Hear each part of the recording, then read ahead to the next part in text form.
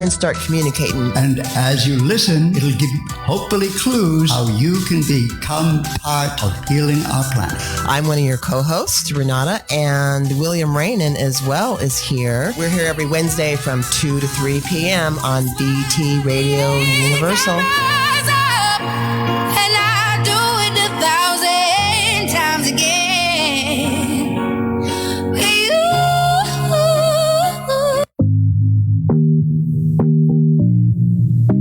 You're listening to Positive Vibes with Shane Nikolic, making positivity and gratitude louder in a podcast world. Positive Vibes with Shane Nikolic.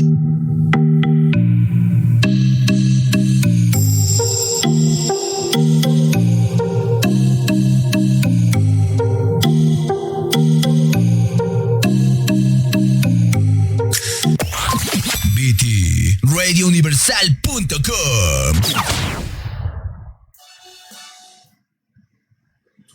And actually, I threw that positive vibes intro in there, but this is actually too strong to go wrong. And good morning. Good morning. Good morning, Shane. Yeah, good morning, Rico. It is a good morning. What is it? Independence Day? Yeah, Independence Day. Oh, man. Well, you gonna blow up something today? No, actually, I'm not. Well, actually, yes. Yes, I am going to blow up something. I'm going to blow up my new inflatable kayak that I got from Amazon, and I'm going to go kayaking. Oh, well, look at that, man. The guy's got skills blowing up kayaks. Actually, I'm not going to be blowing it up. I'm going to be stepping on a foot pump that's going to be blowing it up. Oh, there you go. Well, good morning, everybody. Good morning, Tacoma, Washington. Happy 4th of July to everybody that's listened to us or are just beginning to listen to us. Little by little, I think we're building a platform. And of course, Shane has a platform already. He's already built his platform. I'm working on mine. I'm working on getting an intro put together for my beginning opening up and as well as getting together with some signs and T-shirts and all that. I'm still in the process of working on that. Right. So that way we'll have T-shirts to give out to people that call in, and we can give T-shirts out to them and whatnot. So, it's a small process, but it'll get done. Right on. But other than that, it's a beautiful day. Yeah, definitely. We're always up so early. I'm always up early. I'm up from 11 o'clock at night, and I'll be done at work at about 6 in the morning, 5:30 at the most, and I drive throughout the night. I deliver, for the News Tribune out here to all the stores, so people get the news and all that, and stay up with the local news as well as whatever's going on around the world. What's just so much going on in with politics and as well as a lot of stuff going on, like the Miami thing, that townhouses or whatever, those apartment units. That's just it's horrible because they just, I don't know how many people they found so far. I think 11 or 12. I'm not sure. But it was sad because one of the responders that were there, helping to dig up the bodies. Oh my God, he digs up his own daughter.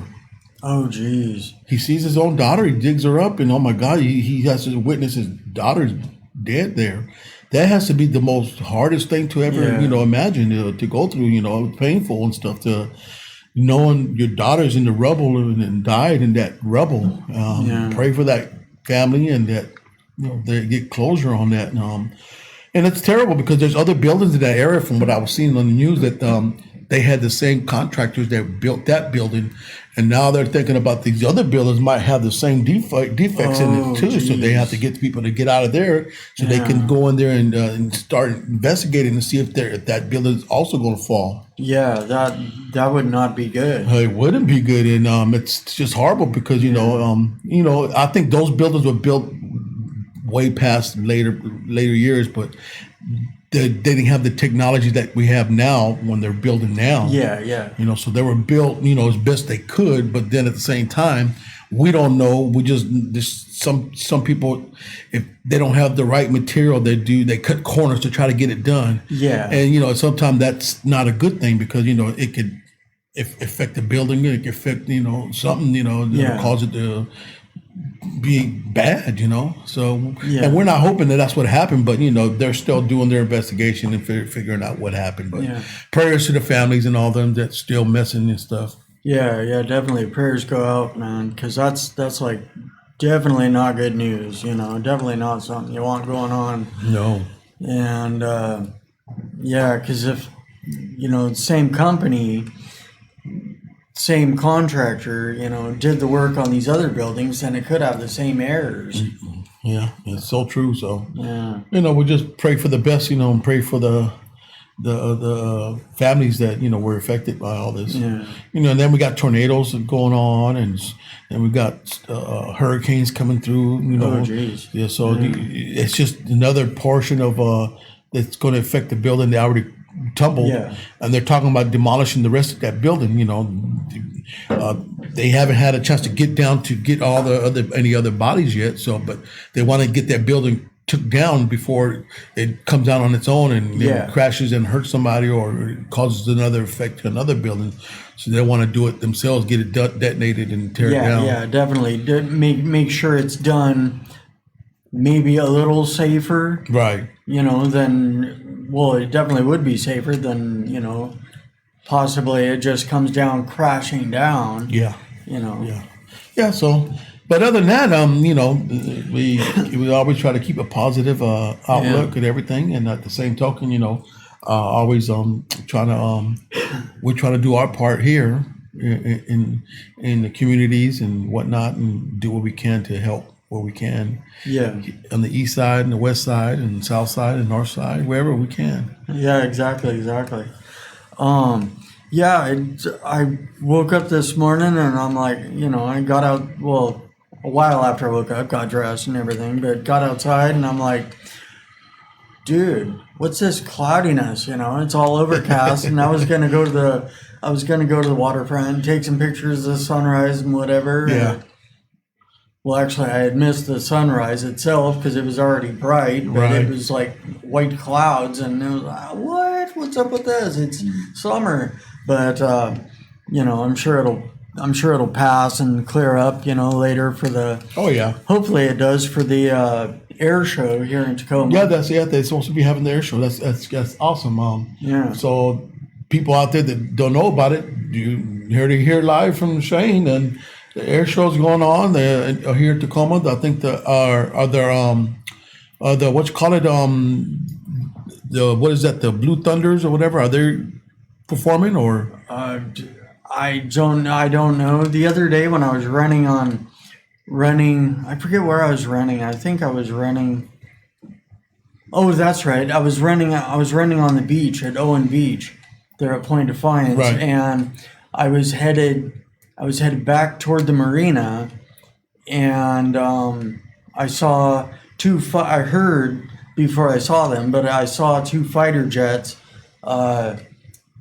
take off, going. Well, they were already in the air, but they were headed north over Commencement Bay. Okay. And doing a maneuver there, so they were just getting practicing for the show. Yeah, I think I did see them yesterday too when I was playing golf, and they flew over the golf course over in Spanaway.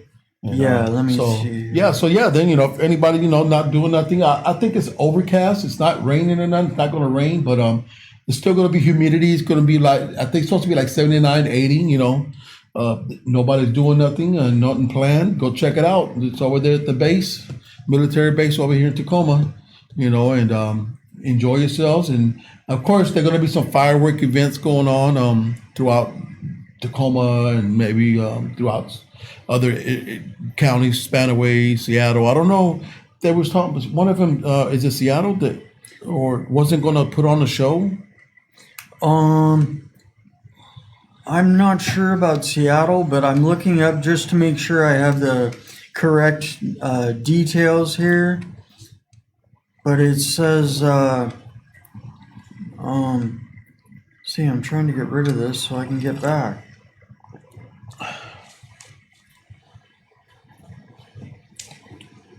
I don't know. It's saying, I got to subscribe to the News Tribune to read that.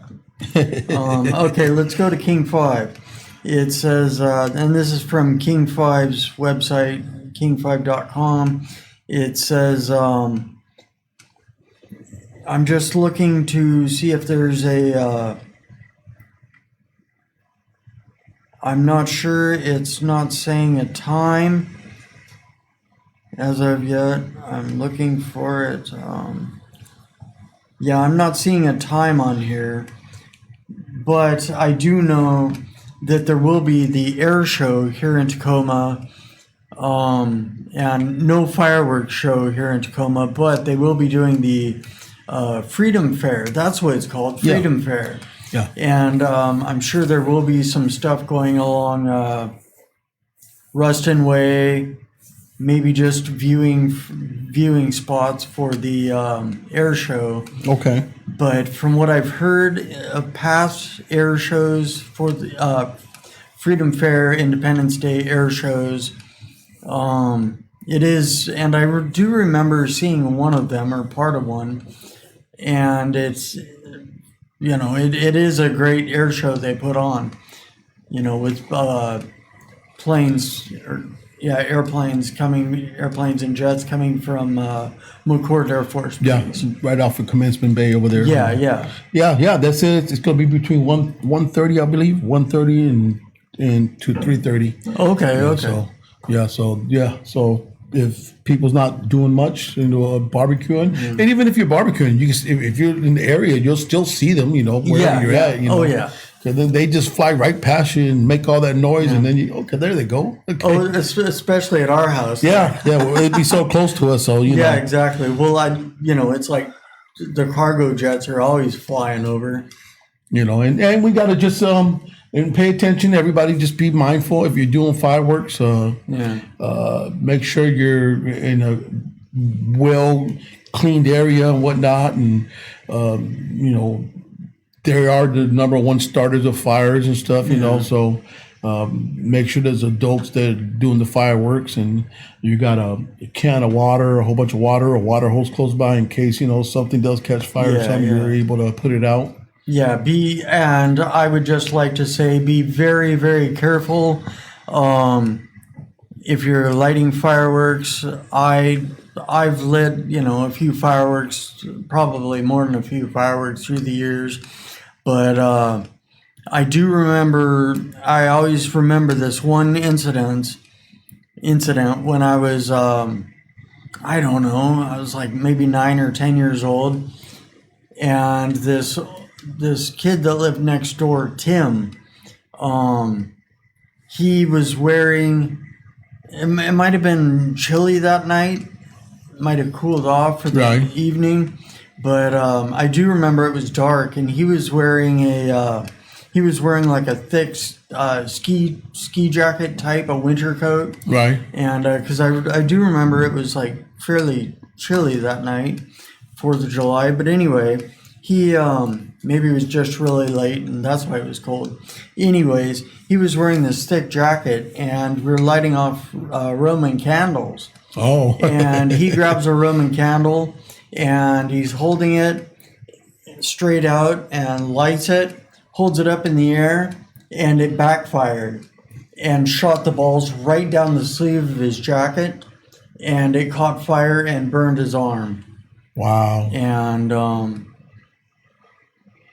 so it's like, I've always heard people say, oh, no big deal, I've done this before, I've done it a million times, and they just grab the firework and hold it with their bare hand, and it's like, okay, but you never know when, that thing's going to backfire. Yeah, it's just, you got to be real careful, especially nowadays with the new fireworks they got out now. They're more high tech, kind of, so to speak, and a little louder. And as well as some of the kids nowadays, they get a hold of stick of dynamites and use them as firework, cut them in half, and then you hear the loud ones. Those are like dynamites, half sticks of dynamite. So got to be mindful, be careful, and definitely. And if you got kids that are out there with fireworks, make sure you pay attention and watch them and be an example. Be an example to them, to show them the right way and stuff. I didn't have that growing up, so and us growing up, in the city, and me growing up in Southern California,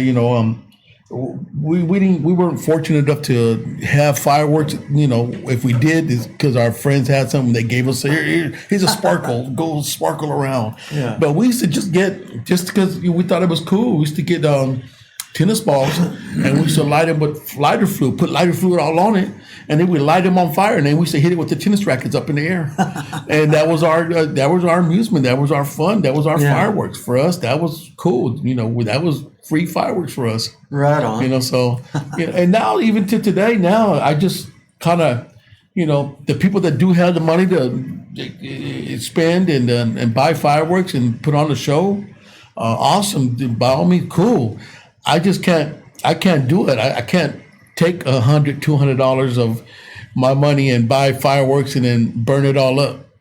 Yeah, exactly. I'd rather just watch the ones that are being burnt up already, and I'm enjoying that. So, you know, everybody has a different feel for it. You know, everybody. Yeah. I mean, there's a reason everybody does it. They do it because it's the Independence Day of 1776 and whatnot, and you know, we the people, etc. I understand all that. Yeah, you know, and everybody goes all out. Some people, they'll spend $2,000 or $3,000 on the whole shebang of fireworks. Yeah, and I was just thinking about that. You were talking about, you know, let other people spend money buying fireworks. I'll watch. Yeah, and by all means, I'll watch. You know, I do remember a guy. We had a 4th of July get together one time, and people brought mass people brought fireworks. Yeah. And, you know, they just buy a few packs of, you know, little cherry bombs or, you know, a little something, you know, some fireworks. I don't know. Everyone just brought a little bit. And then there was one guy that brought he brought like 2 or 3 garbage bags. See? Full. See? And he spent like $1,000 or $1,500. It's always that one guy.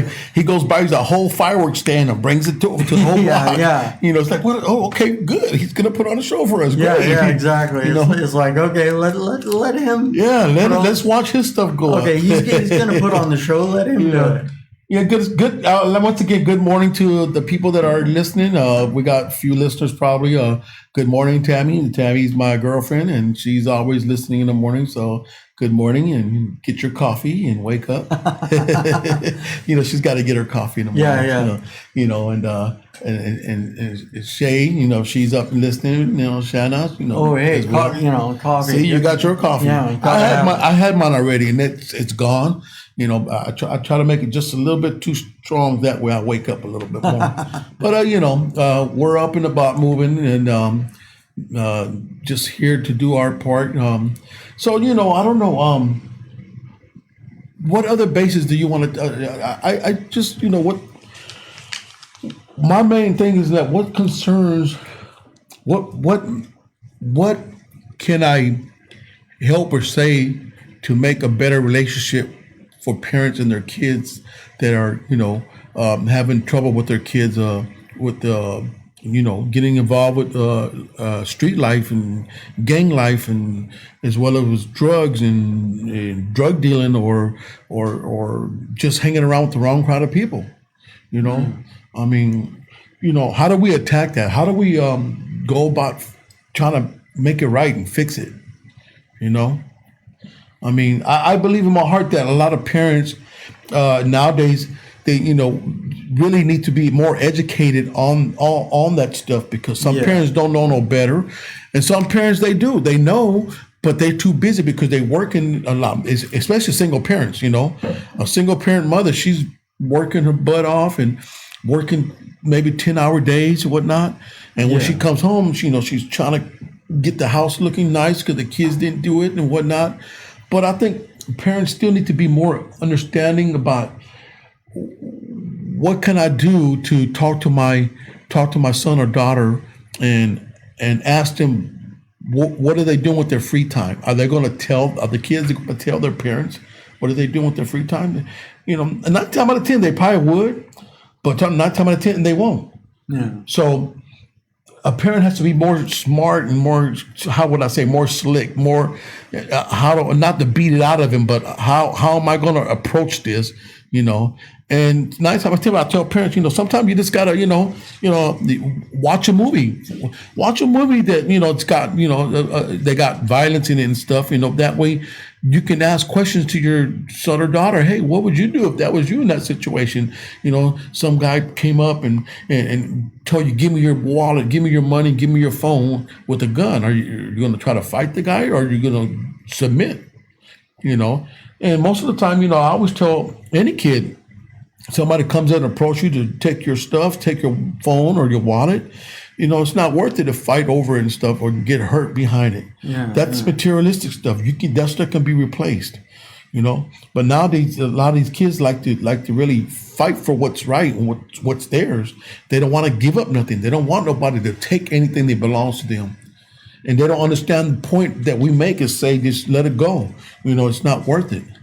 And we see a lot of that go on to this day. We see a lot of stuff happening on the news with kids that get involved or in the wrong place at the wrong time. Either they get beat up or get shot, and they're a statistic in the community, of them hanging around the wrong places. Yeah. I think, summertime's here, and our kids need to be involved. Our young kids need to be involved with the youth programs that they have out there. The YMCA, once again, I always clarify, YMCA and Boys and Girls Club, they always have something, for them to do. They have the summer camps and all that to go out. They hang out there and they do little summer camp events, drawings, etc., water balloon fights, whatever it is they put together. They put together a lot of programs at a lot of these facilities. Yeah. Just parents need to know how to go to them, how to get themselves qualified to have their kids be in it. And some places it costs money to participate and be in it, but they are, like I said, they always have a program where they help parents out financially if they can't afford it. Then they have grants that they actually allow the kids to come be in the program, and the grants will cover that. They have monies for to pay for kids that can't afford it. Yeah. And it's out there. There's a lot of monies out there for that. So, the parents, I know you need a break because with the pandemic, the parents they had their kids stuck in their house with them for the whole year. And it was great bonding. It had to be great bonding. But at the same time, I believe, once that pandemic was done and we narrowing off to get back to normal, parents were just like happy. Yes, oh my God, we're finally gonna get back to normal. The kids can go out and go play and whatever, or go to a program or do something, and get a little fresher breath air. And I'm not gonna lie, I would probably be the same way if I had little ones in my life right now.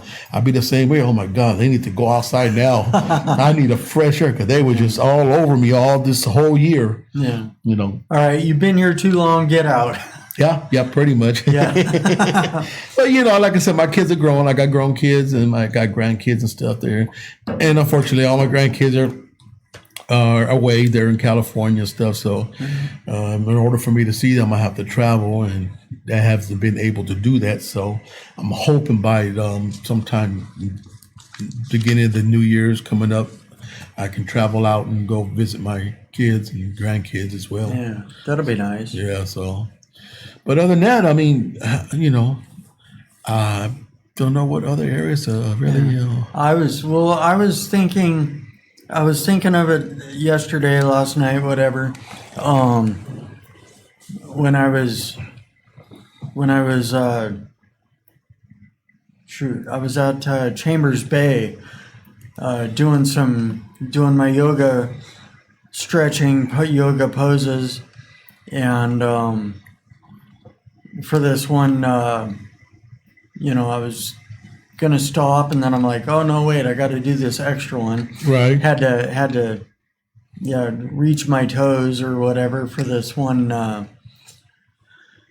For this what is it called? The headstands for everyone or handstands for everyone challenge that I'm doing. Right. Got into, and so it's like with other yoga, other people that you're challenging on. Yeah, other people that are doing that are into yoga and doing this challenge. I'm doing it with them, so virtually anyway.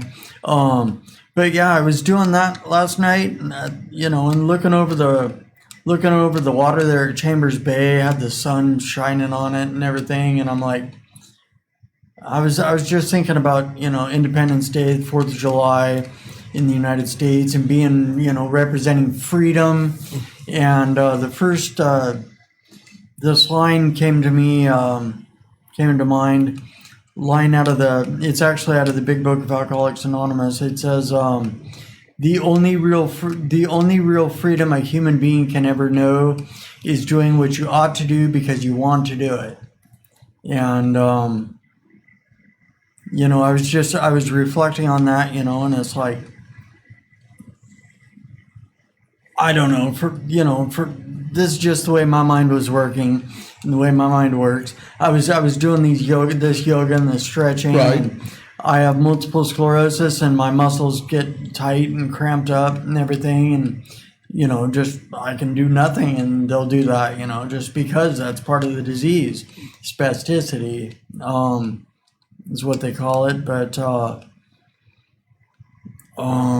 yeah, it's like since I've begun doing yoga again, and stretching all the time, right, on a daily basis, I noticed that I'm doing so much better, as a result. Yeah. And it's like, so I keep on doing it. I'm keeping it up this time, doing it on a daily basis, and it's like doing what I ought to do because I want to do it, not because it's like, oh man, I have to do this, and sort of, things that we just, anything that we need to do, like you were talking about earlier, kids and being a kid, being a teenager, I mean, sure, you want to be free of school, free of responsibility, and don't do that, go Right. out and do your own thing. But it's like, you need to do these things, you need to go to school and get an education, and, you need to do these, you need to mind your parents, do these other things. Right. And, it's actually a freedom, to be doing these things doing these things you need to be doing these things you ought to be doing. Right. When you want to do them, because it's like, okay, life will be better if I do it this way. If I do these things, it might not be better at the moment compared to what I want at the moment, but in the end, it'll be better. So, getting to that point where they want to do these things, that's the key, Right. I guess. And and that's like you said, freedom is it's a good feeling. It's a good feeling because I say from many points of view, from where I've been and being incarcerated, and then doing time in prison and stuff, and I remember when I was in it's funny, I was in Folsom Prison, old Folsom, and they let you out to go to the yard. But when you come out your cell, you have to come out with your boxers only and no shirt on, nothing, so they can, wave the wand, search you, make sure you ain't got no weapons going out to the yard. And so you go out from the building out to the yard, and you coming out from a cell to a yard where you feel you're free. It's a freedom. You're free from your cell. But we never look at the picture that we're still locked up in a prison, because we're free from a cell now. We're not celled up, locked up behind a door. We're out of the cell and onto the yard. And that's just such a great feeling to know that I'm out on the yard and play some basketball, play some handball maybe, or just walk the yard, or maybe we'll go work out in the bars. And that was freedom right there. It was freedom within the walls of an institution, but it was still freedom. Yeah. And so because as a human individual, we learn to appreciate that more now, because we're in a confined area that we put ourselves in there, As an individual, I put myself where I was at because I made a bad choice and decision what I did in my life. So that put me there. Nobody else put me there. I put myself there. And so, you know, when I used to think on that now, and I sit there and I think, wow, man, I really, you know, I really came a long ways. I really made it through prison, you know. And prison can be ugly. Prison got its ugs, its perks and stuff. But I can be, honestly, the truth, I can say I met some great people in there. I met some great individuals. And, you know, speaking from that point of view where you have convicts and then you have inmates. And a lot of people don't understand that what I mean by that. There's two differences in that. A convict is one person that considers he considers himself a convict. He's done time over and over again. And he institutionalized himself to a certain degree. And he carries his prison mentality hard and rooted into doing his time. Then you got an inmate that he takes it as a joke. This is whatever. I'm just in. So I've heard some young men say, "Oh, it's like almost like college. It feels like it's college." You know, I'm in a college. You know, and I laugh. You know, you're not in a college, man. Wake up, dude. You believe and you think that. That's great. Yeah. But once you see the ugly side of it, somebody getting beat up and jumped or stabbed, that is not college, dude. You know, so, you know, I say that because there is a difference between the convict and inmate. People don't understand that there is a difference. And the convict always going to stand strong. He's going to fight no matter what it takes. If it's to fight for something that's right for him or to fight for his life. And so I always get reminded about, you know, how, you know, going through all that, the stages of my life and getting closer to going home. And I used to be so excited. I'm about to get out of here. And you know what? And so many things going, what do you want to do? What am I going to do? How am I going? But it's also scarier when you get out of institution to the streets, because now you have to apply stuff that you learned in there. If you did, which I did, I learned a lot of skills in there. Yeah. You know, I learned masonry. I learned woodwork. You know, how to make furniture and stuff. You know, at the same time, I learned how to be a better listener. Yeah. I learned how to talk with people better. You know, instead of always demanding, I learned to, you know, express myself with talk, and then at the same time respond with something positive instead of always negative. Yeah. So, you know, I took all that into consideration. I took that in, and I look back and I say, wow, you know, dang, Rico, you really made an impact on your change of choices in life. And I believe in my heart that if I would have made the choices that I made to leave California, move to a different state, I never left California my entire life. Never went to another state. And coming over here to Washington State, I believe in my heart that it was probably the best choice for me. Because I knew for a fact if I stayed in California back then, I probably would have been back in the system. I either would have been in the system, or I probably would have been 6 feet dead, buried 6 feet. So I made a good choice. I made a decision to change my lifestyle, what I used to get involved with, which I was involved with drug dealing. I was a drug dealer, and I'm not happy about that. I'm not proud of that. But that was what I was into, as well as, you know, carrying weapons, guns, and etc. I had to separate myself from all that. I had to separate from people that I knew that was still in that life and get away from all that. Because, I'll be honest and truthful, you know, it was always that 2 or 3 people that I know that always try to get me back in. You know, always try to, you know, talk to me. Hey, man, can you come, you know, hang out, man? I need your help doing this and that, and I'll pay you, man. And, you know, and I'm like, no, I don't want to. I'm not trying to do that. And I'll be honest. When I first moved out here to Washington State, I came out here in '97. The first time I came out here to visit, and I was trying to do good. I was trying to change my life, but I remember meeting. I was doing construction with my brother, and I remember. Meeting a guy that he was doing side jobs as well, and I was doing work with him. And I met a family. They were gypsy families out here, and they're gypsies that read the palms and all that. Yeah, those kind of families. and I met them, and they were really nice people and stuff. And then one day, one of the young ladies that was living at that house came in, and she had a busted lip and whatever. And she started telling her mom, "Yeah, so came down here. He hit me in the mouth and this and that, you know." And I kind of got wind of it, you know. And I was like, "Hey, you okay?" I asked her, "What happened?" You know, this other gypsy guy from Spokane came over here, hit me in the mouth. I'm gonna kick his butt. Woo! And I'm like, "Well, you know." And I said, "Well, you know, I offer my services." Then I said, "Look, if you need me to do something to beat them up, I can do that for you. It's going to cost you money."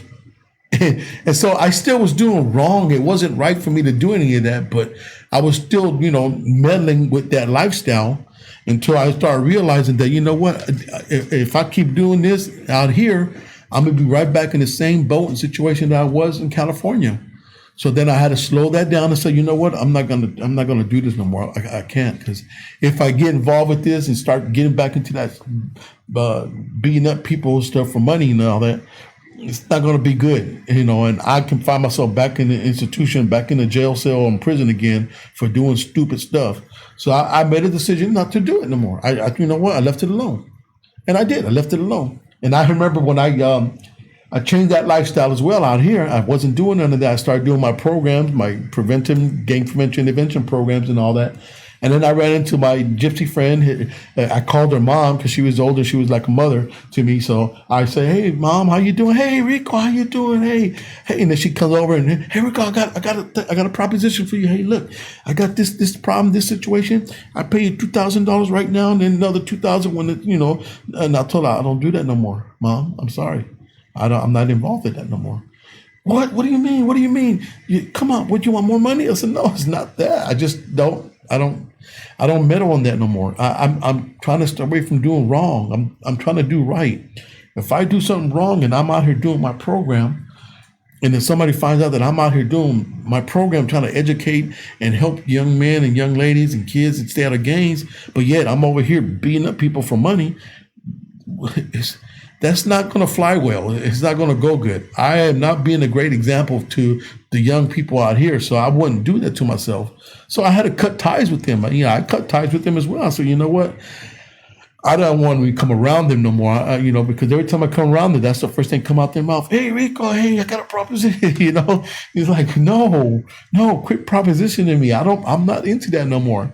So you know, just funny. After a while, I think the last time I ran into them, her husband, he saw me. "Hey, Rico, how you doing? You know, yeah, you know, my wife told me that, you know, you don't, so we won't come to you no more. We just leave you alone and stuff, but you're still like a son to us, you know. Anytime you see us, come by and say hi to us." "Okay, no problem, Pops. I'm good." And then that was it.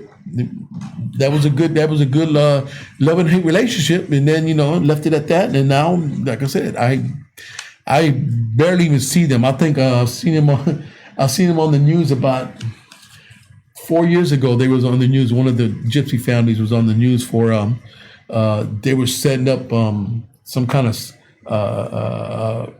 property scam for houses. They would go and put up their own houses for rent, or sign up with their name on it and everything, and people will call them of a house they have nothing to do with.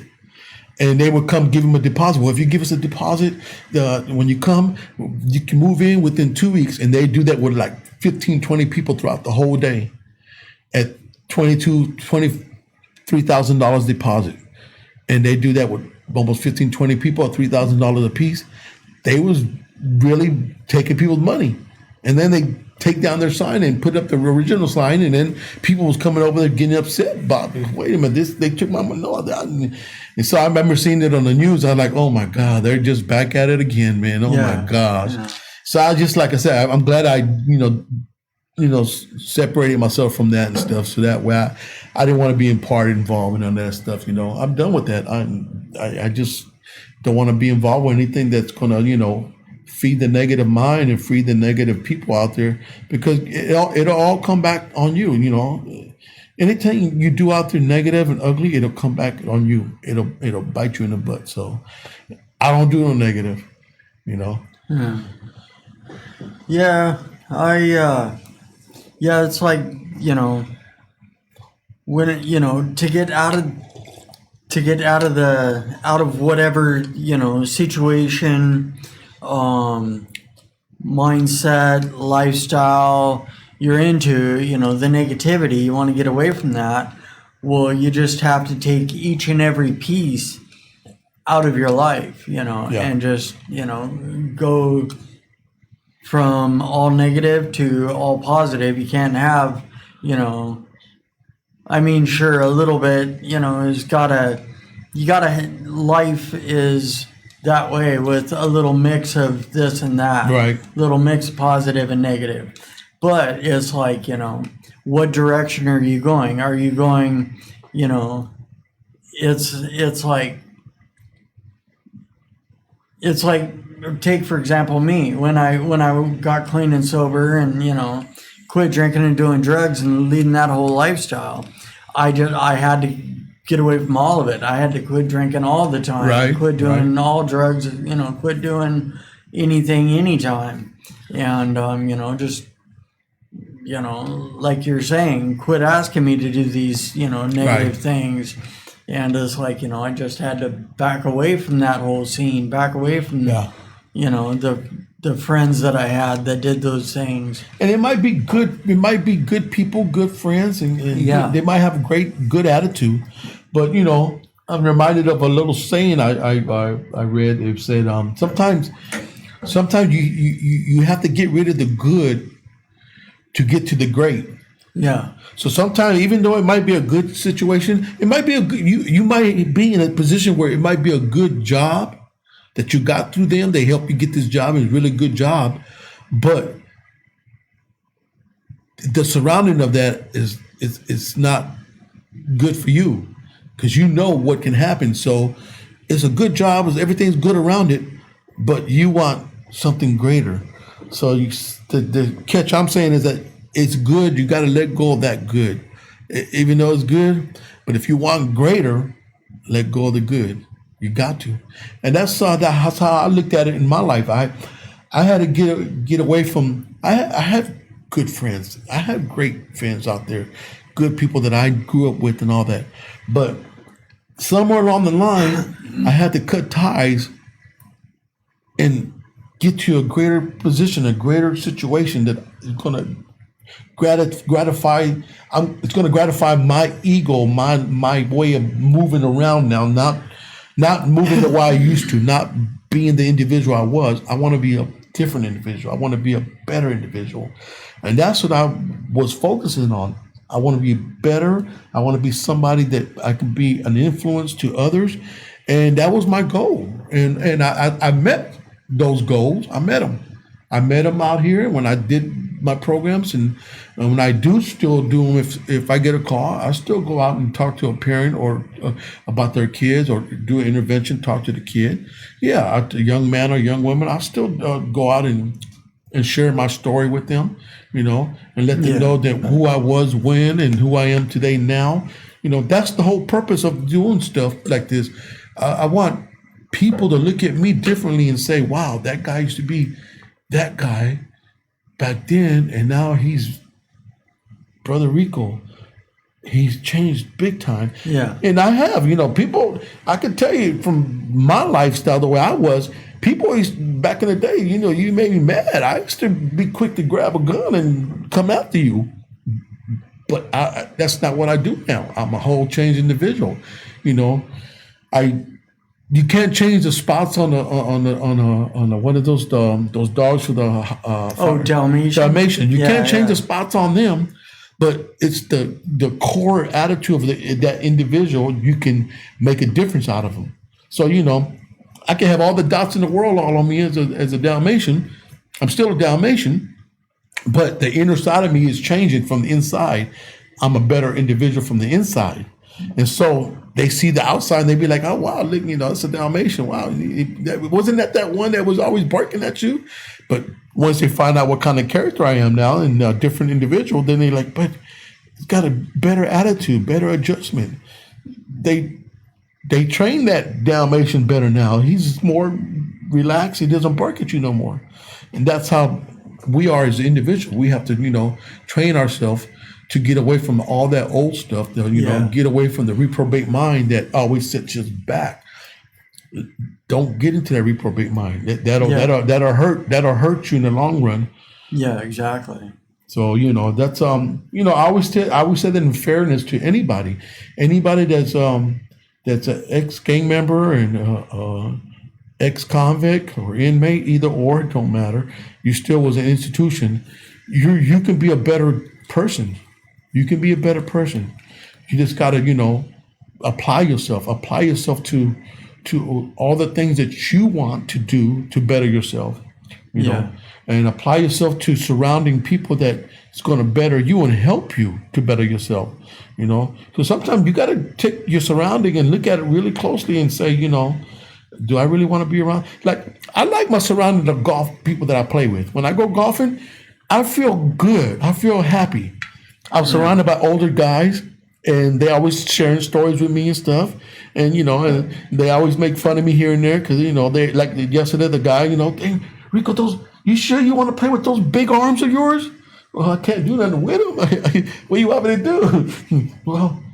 Well, just don't kill us with those arms.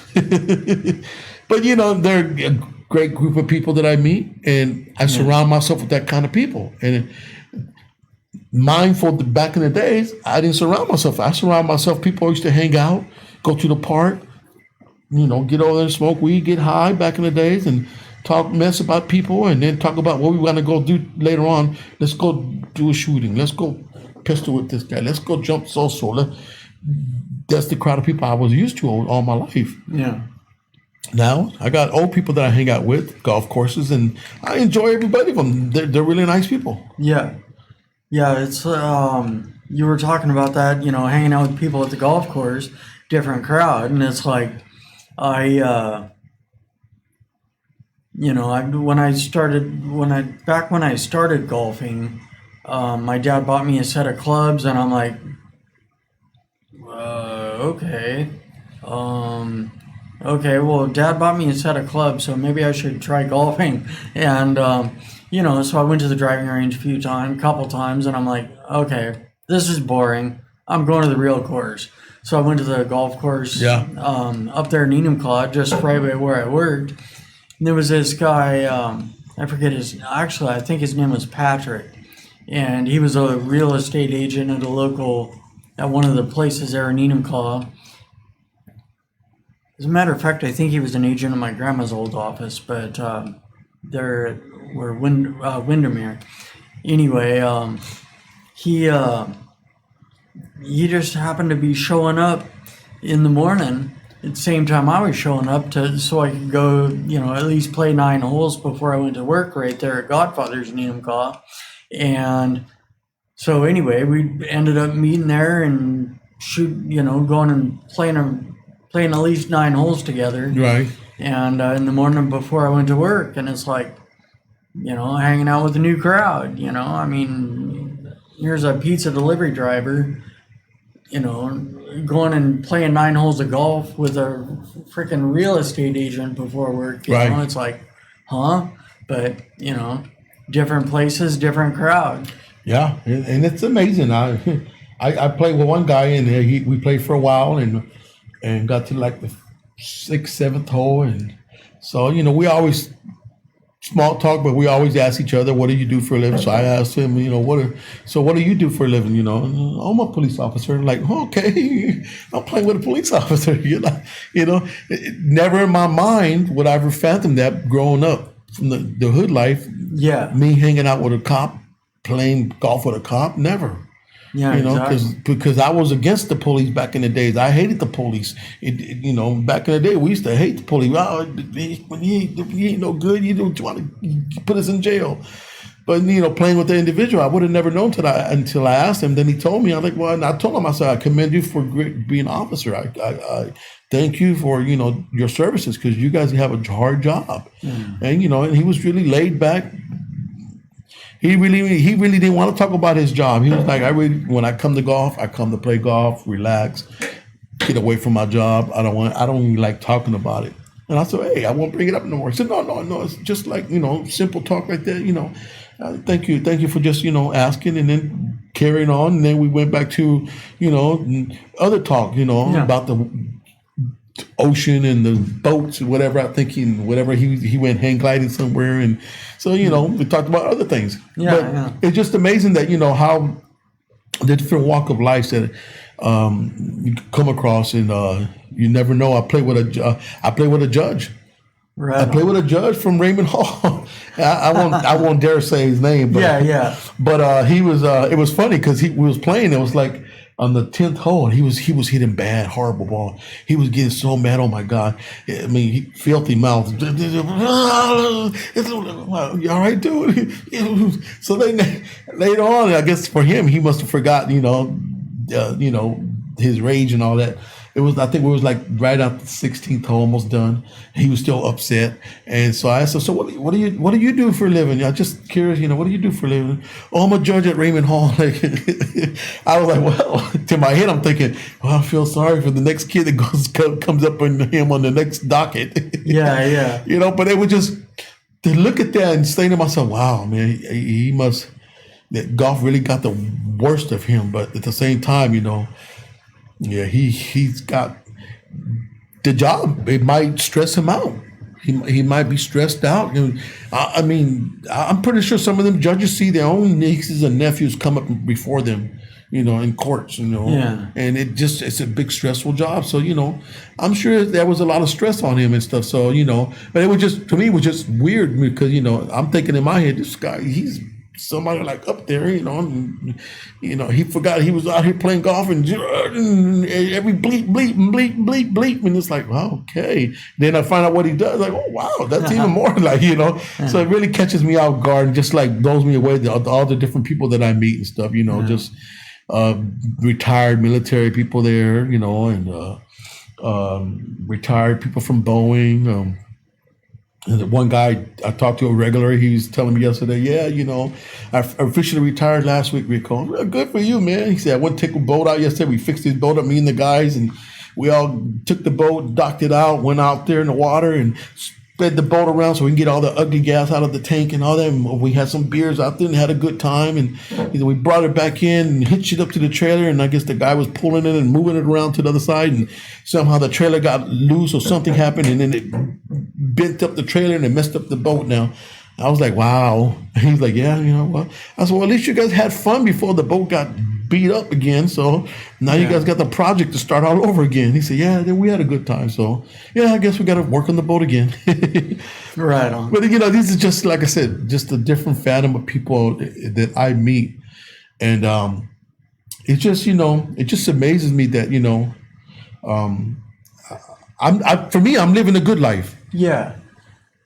Yeah, right on. So, I'm enjoying every bit of it, every bit of my life that I live now. I enjoy every bit of it. So, I have no complaints. Yeah.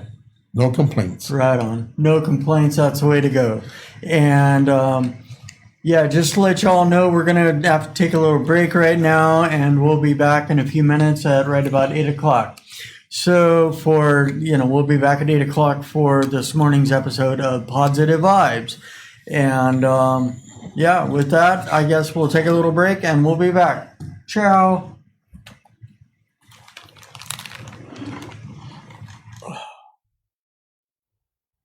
Design. TMBK Design. La más alta tecnología en diseño e impresión.